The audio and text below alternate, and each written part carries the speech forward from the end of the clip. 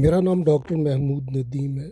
कलाई और हाथ की वर्जिश आर्थराइटिस के पेशेंट, कार्पल टनल सिंड्रोम के पेशेंट और ओल्ड एज यानी उम्र ज़्यादा होने के बाद जो जोड़ों के अंदर तब्दीली आती है, उसके हवाले से ये वीडियो बहुत अहमियत रखती है।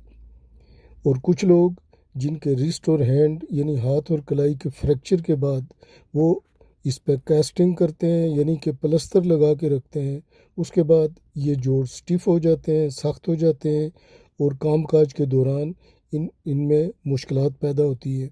इसके लिए भी ये वीडियो अहमियत रखती है। तो इस वीडियो में आइए हम देखते हैं कि कौन सी एक्सरसाइजेज हम आसानी से घर पे या दफ्तर में कर सकते हैं। ये वीडियो में आप जितनी भी एक्सरसाइजेज देख रहे हैं या जितनी भी हाथों और कलाई की वर्जिश देख रहे हैं, ये आप घर पे भी कर सकते हैं और दफ्तर में भी टाइम टू टाइम आप ये वर्जिश कर सकते हैं। इस वीडियो में वर्जिश के ये सारे स्टेप आसानी किए जा सकते हैं और इनको इसी अंदाज से करना चाहिए जिस तरह के वीडियो में नज़र आते हैं। बुनियादी तौर पर इस वर्जिश से हाथ की मोबिलिटी बढ़ती है।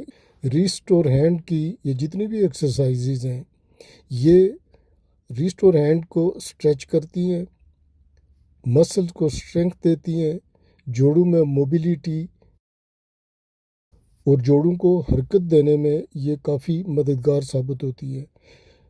अगर जोड़ों में स्टिफनेस है तो उसके लिए भी ये वर्जिश बहुत ही कारआमद है।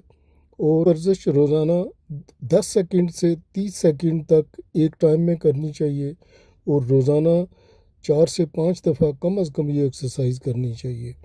और जितने भी ये स्टेप्स हैं इनको याद कर लेना चाहिए और इसी अंदाज से करना चाहिए। और हर स्टेप के बाद आप थोड़ी देर रेस्ट भी कर लेते हैं। जो ओल्ड एज के पेशेंट हैं या बड़ी उम्र के लोग हैं, उनके जोड़ों में चूँकि स्टिफनेस ज़्यादा होती है, वो ये टेस्ट स्लोली कर सकते हैं। इसमें ये बाल वाला टेस्ट ये भी बहुत अहमियत रखता है।